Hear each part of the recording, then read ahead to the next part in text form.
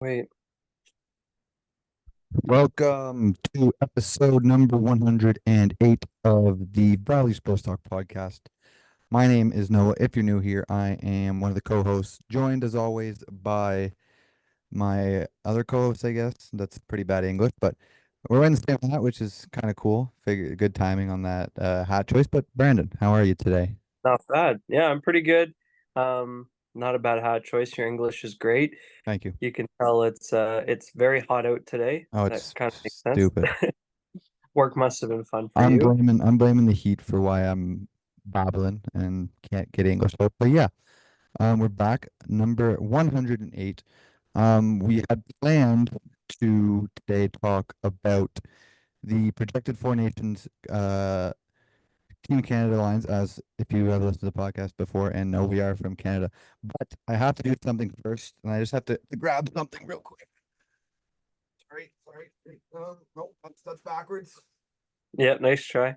What a 24 hours it has been to be an Atlanta Falcons fan, and I've never been happier to be an Atlanta Falcons fan before. We can quickly talk about Yeah. that because they were pretty Yeah. big moves. Obviously, Def last night, they traded, or I guess it was finalized this morning, but last night, it was broke that the Falcons are trading for Matthew Judon from the Patriots. He turned 32 today, so happy birthday. The day we're recording this. But he is still an impact player and he's an edge rusher, and the Falcons have not had an edge rusher of his caliber. I couldn't even tell you the last one. yeah, I mean, you're gonna go into the I'll let you go into the other contract signing too before we So yeah, dive and into then literally about, I don't know, let me see when the notification came up. 10 minutes. 28 minutes ago is when it came Yeah. up on my phone. The Falcons signed all-pro safety Justin Simmons to a one-year deal worth 8 mil. He was on a visit to Atlanta 2 days ago. Went for dinner with AJ Terrell, Grady Jarrett, some guys like that. But I don't think it's very close, but I think this sort of makes the Falcons have the best safety duo in the league.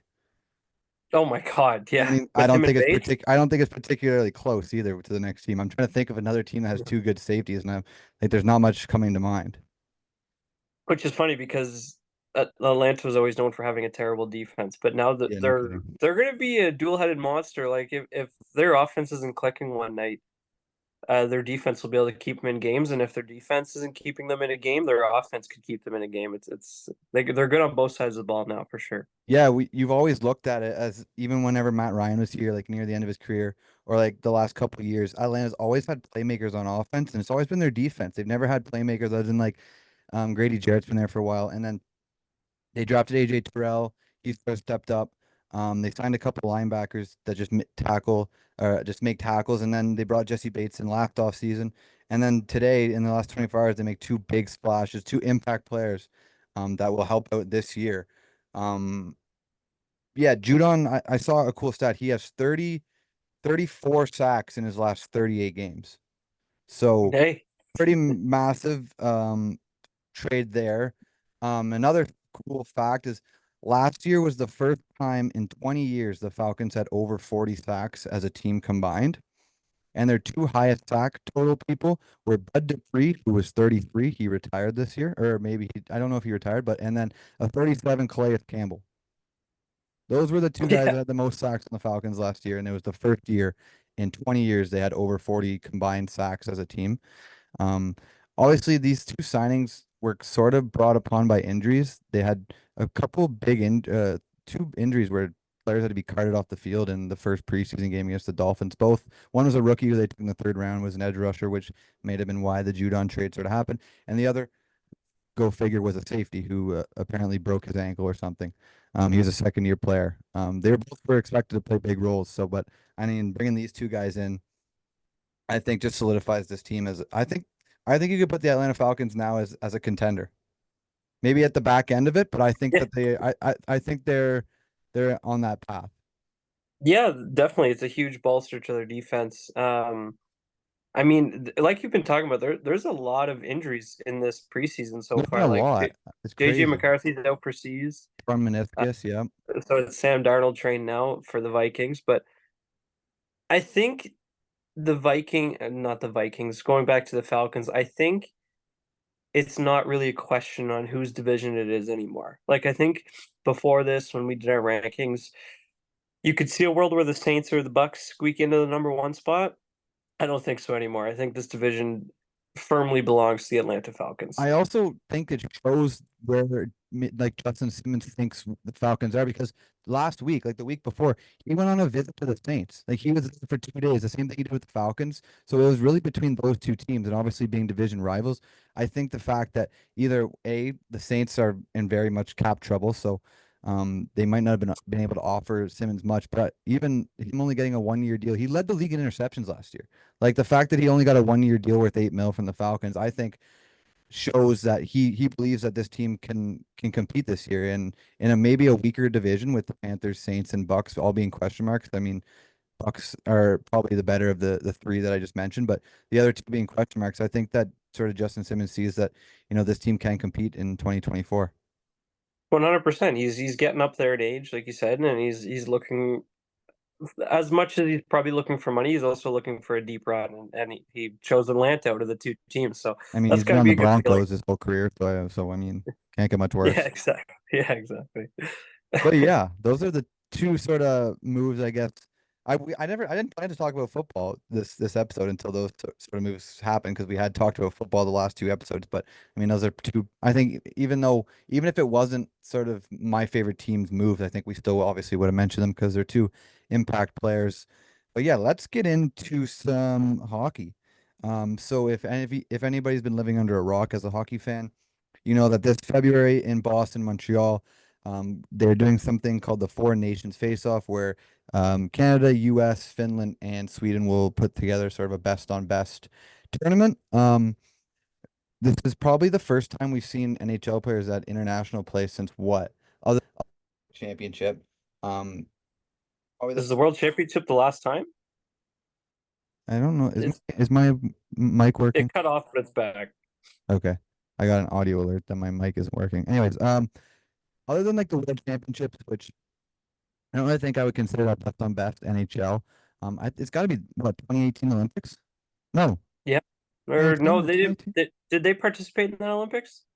I'm not sure. No, they didn't. They didn't. 2014. It's been almost 10 years. I guess we saw the World Cup of Hockey a couple years ago. You probably could consider that best on best, but that was like with North America and Team Europe. Like that was like McDavid. Yeah. For example, McDavid wasn't on Team Canada at that point. Like Yeah, it Matthews wasn't wasn't on countries. Team USA. So I think this is the first time since 2014 we can actually say we have a best on best sort of international tournament, which is kind of cool that they're doing it next year because then also the following year is the 2026 Olympics in Italy, which is the first time since 2014 that we'll see NHL players playing in the Olympics. So a lot of sort of things to look forward to in international hockey going forward. My mic cut out again.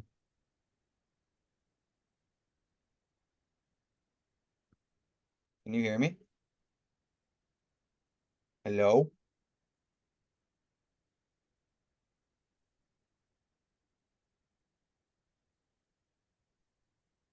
Can you hear me?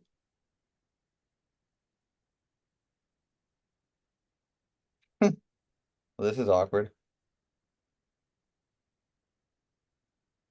It's like slowly loading in. But you can hear me? Now I'm back. Yep. Okay, we're back. Did you hear what I said? Yeah, I heard the whole thing, but I was like, I could Very tell I good. was like a couple seconds behind. Okay. Yeah, but it, like you said, it's a good preview of the Olympics for sure. Obviously, like you said, it is best on best, although it's kind of not because they are missing a lot of um high-powered hockey countries. Like I know why Russia can't compete, but obviously there's a ton of good Russian hockey players.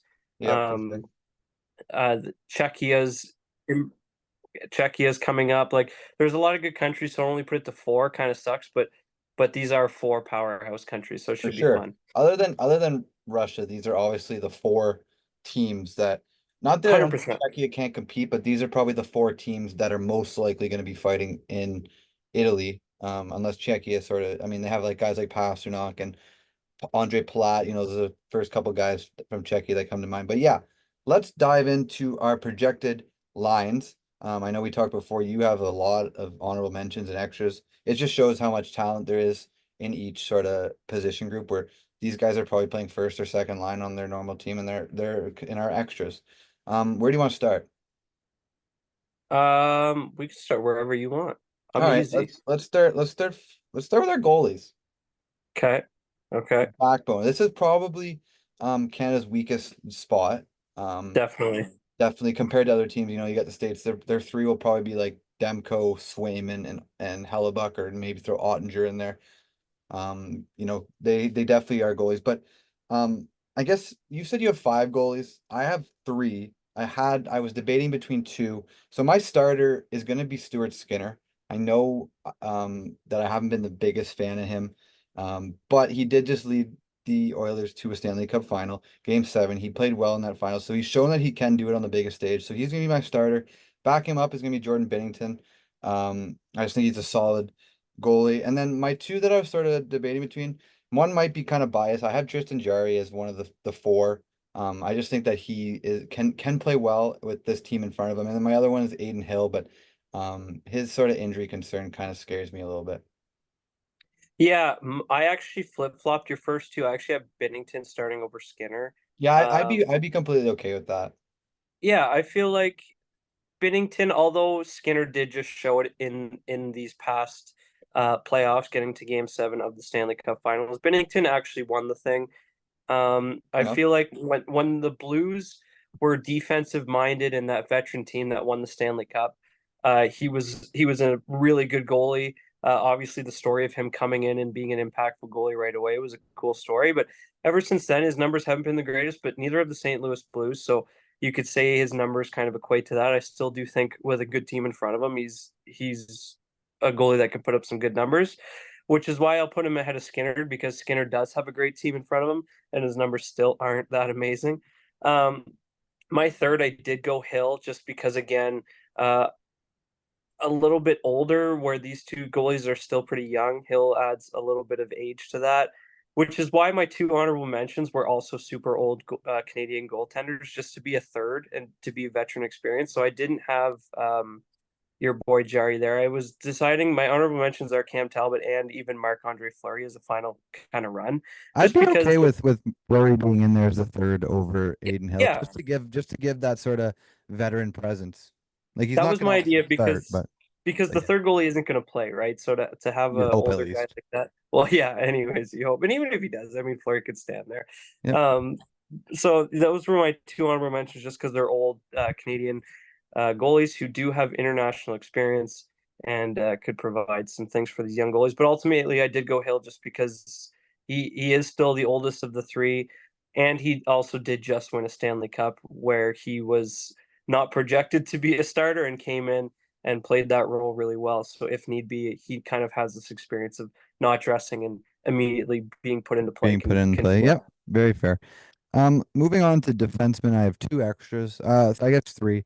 One of them might surprise you. One of my extras is going to be Evan Bouchard. Mainly Okay. because Okay. I know I wanted to put him in my top six, but there's two guys in there that are a bit older that I just sort of had to put because if you look at it, other than like the guys I mentioned, this is a very young decor. So I felt like I had to sort of put a couple of vets in there just to sort of keep it steady. So my extra defenseman is going to be Bouchard. It's going to be Dougie Hamilton, and then it's me biased again, but I threw Crystal Tang in there. I think that if you're going to put a veteran as like a sixth or like a seventh or eighth D, I think he's one to put. My third pair is going to be Noah Dobson and Alex Petrangelo. Angelo being one of the sort of vets I mentioned. Noah Dobson's obviously very young, offensive minded. So I think that putting him with a guy like Petrangelo will suit him well. My second pair is going to be Josh Morrissey and Drew Doughty. I still think Drew Doughty has it in him to play at this high of a level. Playing with an offensive minded guy like Josh Morrissey, I think this pair is a great second pair. And then I put two teammates on my first pair. I have Devin Taves and Kale McCarr. They play together in real life. They obviously work very well. Makar is probably the best D in the league. And Devin Taves is a great 1B beside him. So there's my defense pair. If you want to throw in Bouchard for Petrangelo or Bouchard for Doughty, I wouldn't be against it. I just sort of thought I wanted to have a bit of more of vets in there besides some of the younger players. Yeah, so we do have a lot of similar names, and the names that aren't the same are veterans that I have swapped out a veteran that you have not in there. I have a veteran in there, or sorry, I have a guy that you have a veteran for, but I have Bouchard instead. So my top pair is McCartaves. You said it. They play together. They know not much more needs to be said. You had Morrissey with Doughty. I put Bouchard in that Doughty role, so I have Morrissey and Bouchard. I think it is two offensively minded defensemen, so it could prove That's to what I was be gonna an say. That issue. that kind of scared. That's why I put Doughty. I Yeah, didn't want to put those two yeah. together because that it kind of scares me because both of them are offense, like offense first. Defense is kind of, I guess, their weak suits. So that's sort of why I had to put Doughty, or I wanted to put Doughty there because I know that he can do it on both ends. Yeah, I could definitely see that, but having Bouchard out of it was kind of difficult for me, but I can Mhm. see why you did it. My third pair again is Dobson, just like you said, along with Drew Doughty. I think Drew Doughty is a staple. I think he has to be in there. Um, and Dobson, for a team that doesn't score a lot, almost put up a point a game as a Mhm. defenseman. My honorable mentions were Dougie Hamilton and Alex Pietrangelo for the same reasons you said. They're veteran guys. The only reason they're honorable mentions and not my extras or in the lineup is because they're both right-handed defensemen, and there's a lot of right-handed defensemen. Right-handed, yeah, yeah. The only two left-handed defensemen I have in the lineup are Makar and Morrissey, No, which Taves. is McCarr's right-handed. sorry, Taves and Morrissey. Which is why my extra is actually a guy you didn't name, Shea Theodore. Okay, he was another one of my guys that I was like, Yeah, he probably would have been my next the extra only one. reason I have him as an extra and above people like Hamilton and Petrangelo is because he's left-handed. So if Taves or Morrissey were to unfortunately go down for some reason, hopefully it doesn't happen. But if it did, putting a left-handed defenseman, you could move Dobson up to the second with Bouchard or something and have Theodore as a bottom pair with Doughty Yep. or mix Sort match of, sort like of that. like a vet, sort of like a vet third pairing that Yeah, you can sort of throw out there in the last minute of games to shut it down. exactly. Yeah, Yep. yeah. Okay, forwards. My extra forward, actually one of my extra forwards, I think he was second in goals this year, and that's Sam Reinhart. Um, Okay. so you'll see on my fourth, he would have sort of slated in or third or fourth line if I was looking at this. The reason I didn't, I wanted to put a couple not defensive minded, but more two-way players. And I know he's a great two-way player, but I'm sort of more. This team has so much skill. You're gonna still need players that play on the PK. So I had to throw some of these guys in. And my second extra is Mark Scheifele, another player that probably could fit in here wherever. He's just a vet that can do it all. My fourth one's a bit young. On the left wing, I have Connor Bedard, which you may or may not have him in there. Is he going to take a big bounce? At the center, I have Nick Suzuki. He's sort of like that guy that is more defensive minded, who you can throw on your first power play. He's going to win you faceoffs. And then I have another center. Actually, there's three centers, natural centers on this line, but I think they can play wing. I have Matt Barzell on the right wing.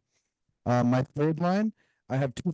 I guess they're former teammates now. I have Stamkos, Point, and Mark Stone. Mark Stone being that sort of defensive-minded guy that you can throw it again on the PK. Point and Stamkos have obviously played together and will work very well. My second line is going to be McDavid, his line mate Zach Hyman and Mitch Marner. I think having Marner out there to facilitate the puck to McDavid and then having Hyman be that net front guy. I think that this is just a really good line. And then my first line, or I guess it doesn't really matter what line you put first, whether it's McDavid line. It's Nova Scotian line. You got Sid, you got Marchand, McKinnon. All three of them are born in Nova Scotia. Obviously, it's going to be cool to see these guys play. I know this is going to be the first time that Crosby and McKinnon have ever played together, but yeah, that's sort of my lineup.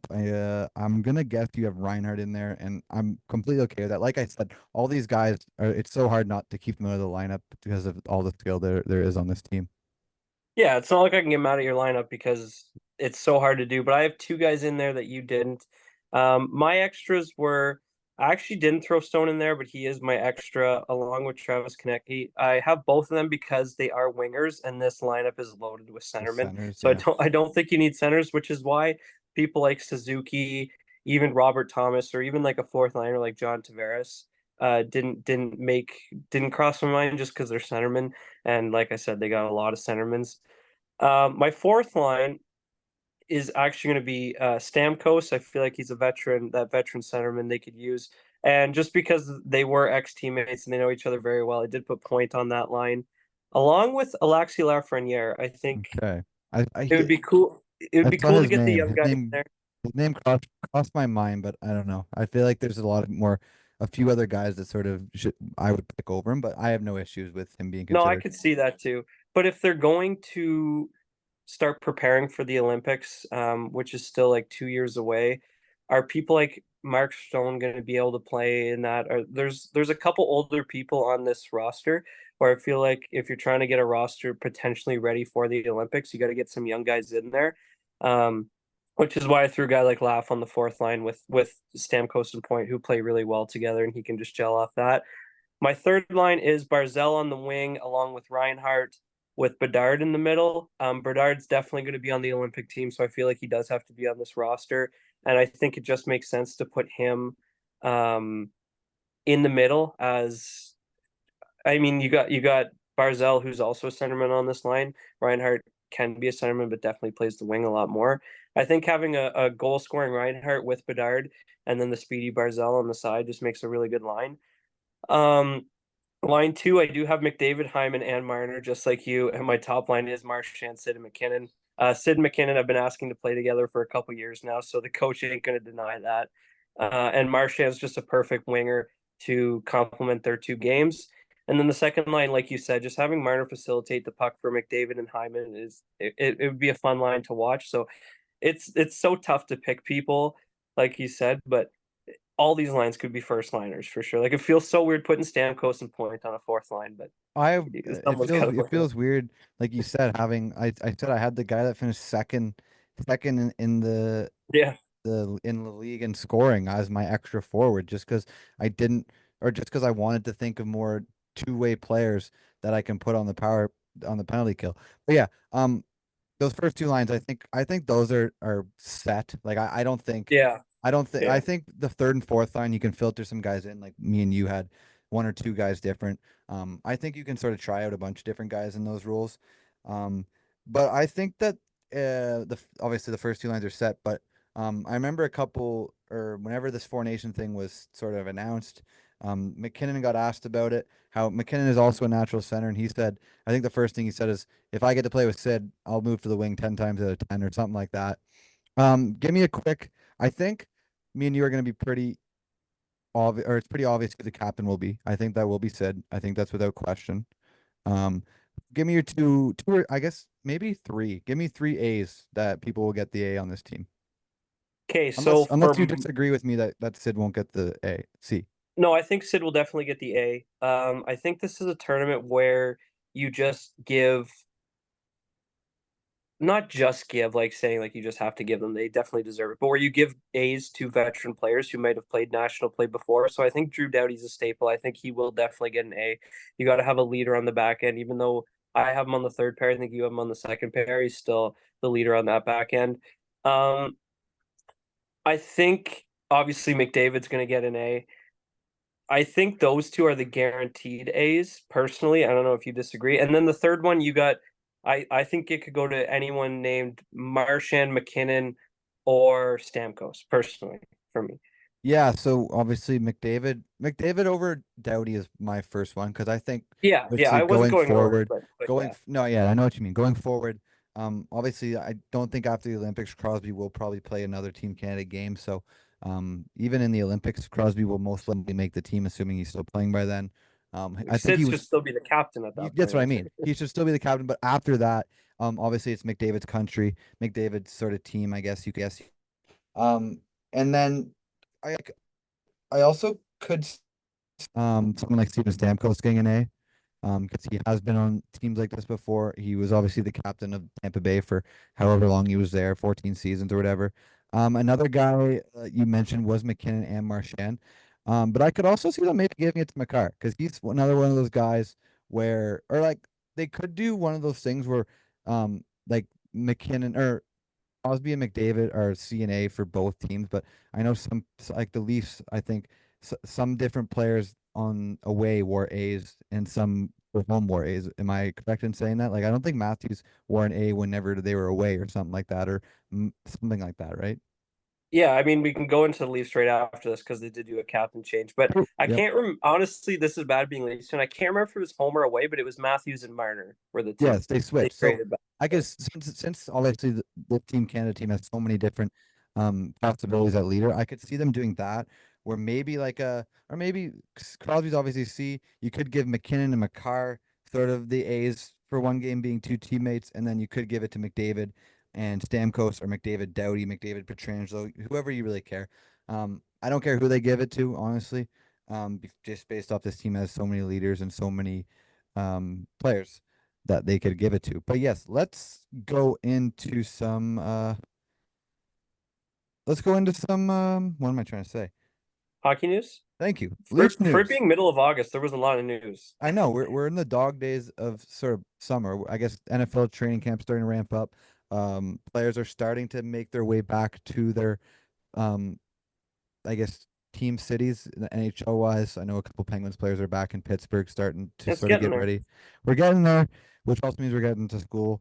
Um, hate it or love it, whatever you want to say. But yeah, I'm looking the, forward to.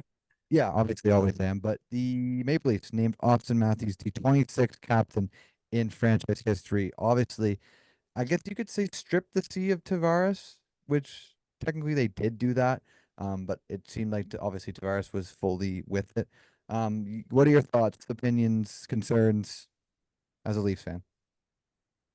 I don't know if this is just me not looking at it through an outside perspective, but I don't have like I'm really excited for this move. I think it was time. I think Tavares knew it was time. I think this was always the plan when Tavares was signed. I don't know if they thought the captaincy would last this long, but hey, here we are. I think it's a great move.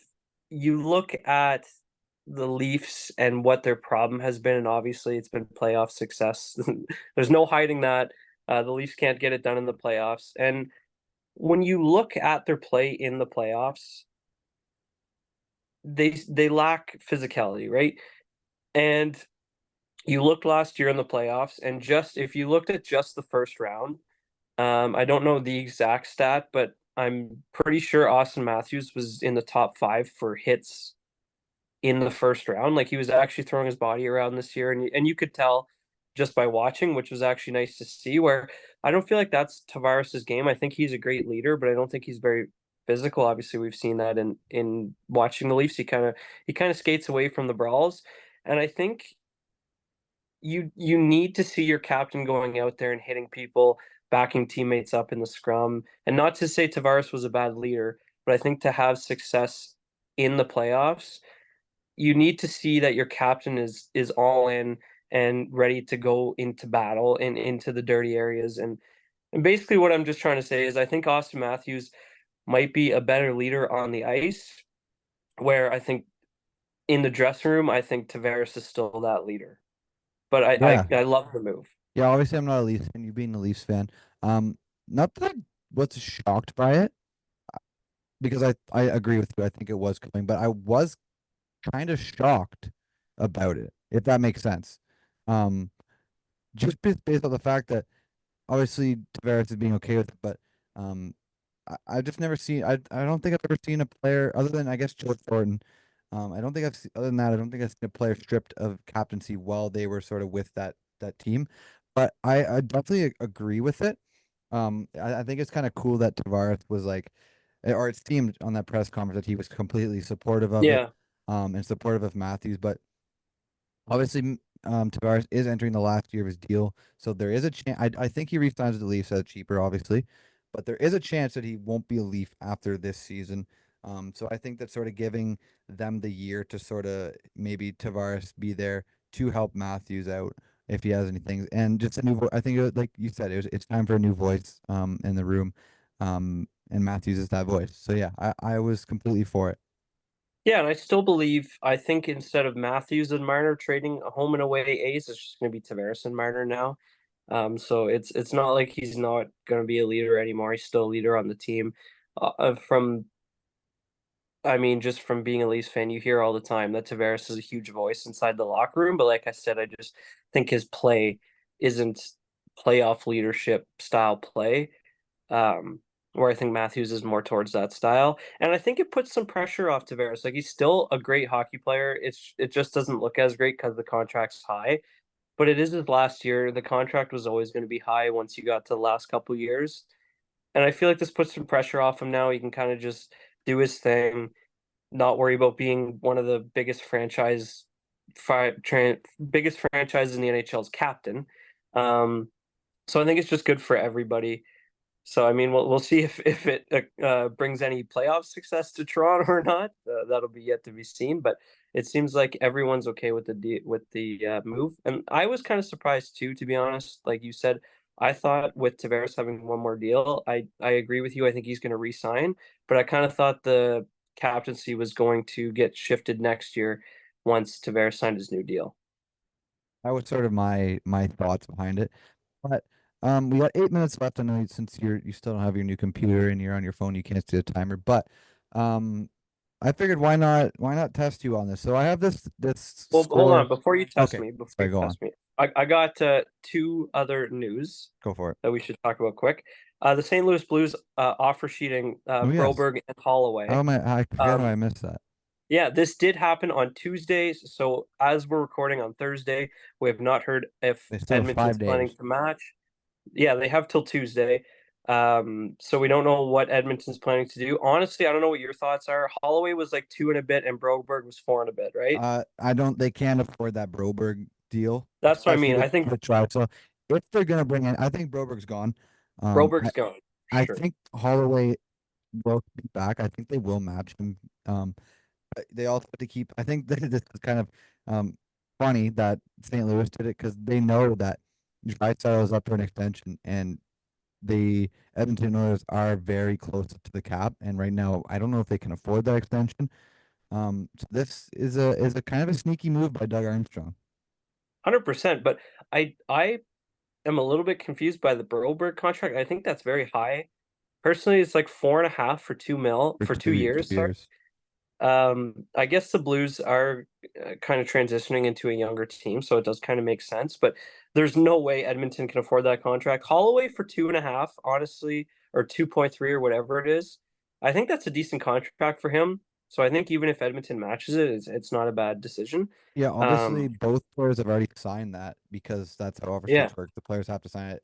yeah, they It was agreed. reported that they were getting significantly less money from Edmonton in contracts, which makes sense why they signed these offer sheets. So yeah, it'll definitely be interesting to see. By the time next week's podcast comes out, we will have the sort of final details on if they are St. Louis Blue or a Edmonton Oiler. And Edmonton might have some holes to fill. We'll see. For sure. That's what I like. Is that it? Yeah, it's all the Okay, so news. I've always wanted to sort of go through this, but this is a score sort of I guess article from November 13th, so last year. It's a bit outdated probably. Because they have a couple players that aren't on these teams, but it's which active NHL players could end up in the Hall of Fame. I'm Okay. just gonna quick. We have 5 minutes left, or 5:50 on the timer. I'm gonna quickly go through these players. So they have four different tiers. They have locks, stars on track, um, veterans on the cusp, and then young players or great starts is what they're calling it. Okay. So I'm just gonna go through them quickly and just tell me if you have any issues or if there's anything you say. So first one, locks. I'm just gonna name all the players, and then if you have an issue, just stop me, okay? So for first ballot locks, they have Sidney Crosby, Drew Doughty, Marc-Andre Fleury, Victor Hedman, Patrick Kane, Eric Carlson, Anze Kopitar, Nikita Kucherov, Evgeny Malkin, Connor McDavid, Alex Ovechkin, Corey Perry, Steven Stamkos, Jonathan Toews, and Andrei Vasilevsky. Any issues there? Well, I mean, like, what has Sid done? Okay. Anyways, go on. So into the second tier, we have stars on track. We have Leon Draisaitl, Adam Fox, Nathan McKinnon, Cale Makar, Austin Matthews, David Pastrnak, Mikko Rantanen, and Igor Shesterkin. Yeah, obviously they live up to the title on pace, but I feel like there's a lot of these players that would need to do something major. Like I'm not being biased. Austin Matthews with his goal scoring records, he'll get in. And It same has with listed beside them individual awards, and Austin Matthews has the most with 5 in that tier. yeah, and like but like I'm thinking of players like Fox. He's not going to get the awards He's probably got a just Norris. because Yeah, I know, but will he get another one with McCarr and Quinn players? It's going to Hughes, be guys tough. like that. Yeah, It's going to be tough for him. And if the Rangers don't win a cup with this core, I could see him falling out of this. for sure. And then I guess if that happens, same with Igor, because same team, right? Yep. So this sort of veterans on the cusp, I think maybe one player I'm gonna sort of name probably is in the lock now because this was in November and they got a cup. That's being Sergei Bobrovsky. I think with Vezina's in a cup, I think he's sort Oh, of he's a I lock. think he's a Yeah, lock. So he's a that's where lock. this list being made in November sort of shows. But players veterans on the cusp, we have Nicholas Backstrom, Claude Giroux, Brad Marchand, Alex Pietrangelo, Eric Stahl, John Tavares, Brent Burns, Roman Yossi, Phil Kessel, Chris Letang, Artemi Panarin, Joe Pavelski. Yeah, there's a lot of names there. I think players with the highest chance on this list. You tell me if you disagree. I think obviously you're gonna like this. Letang with the cups, He's and got a cups and he's got one of Angel Award. It's a Bill Masterin, which is like the perseverance. It's when he had the two strokes last year. But yeah, three cups yeah, helps. and on the cups he was the best defenseman on the team, right? So that helps. I like Pavelski too, just because of the longevity, and the playoff. Obviously not the playoff success team wise, but individually, I think that's hard to do. Obviously, um, players like John Tavares, I don't know if he gets in. Phil Kessel, I don't know if he gets in. I don't I think think Phil gets in, no, unfortunately. I think Roman Yossi is closer to a lock than not. I think his team You think he has a success. better chance than Petrangelo? Oh, that's tough. It's really going to depend on You only this because on this Petrangelo has this two year. cups. Yossi has a Norris. Nor he has no cups. And you could Yeah, argue that on those cup winning teams, again, like Letang, Petrangelo is probably the best D on those teams. 100%. But I think Roman Yossi could have been. If you put Roman Yossi in those spots, I think they still win the cup. Like I agree. I agree. his point total is has always been there. He just hasn't had the best team. I think if Roman Yossi, if the Preds can win a cup with this roster, I think he turns into a lock. For sure. Another one that I think is probably getting to a lock is Marchand. I don't know. That's just me. Just me. I personally think Marchand's a lock. I think he is too. I think the one thing that obviously he's got one cup, no individual awards, but he's got a couple gold medals. I think he gets in personally. I think to get into the Hall of Fame, you have to stand out. And every year, players get interviewed. Who is the most annoying player to play against? Who's the hardest person to play Who's against? the And player Marchand's voted. who's the player that you would hate to play against but would love to have on your team? I think the answer is Marchand all the And when time. Marchand wins that every single year, I think that's the lock right there. Every Mhm. single person hates to play against him. Every single person would love to have him. For sure. We have a minute left, so I don't think some of the stars they mentioned was Darlene, Heiskanen, the two Hughes brothers, Jason Robertson, Brady Chuck. I think those guys are a bit too early to tell. Maybe if we're still doing this podcast in a couple of years, we can talk about them. But I Yeah, think we'll obviously wrap it it's up so hard there. when they get. Um, if you guys enjoyed, make sure you leave a like and subscribe. Let us know if you had any issues with our Team Canada rosters or who you would have in there. And we will be back next week. Peace. See ya.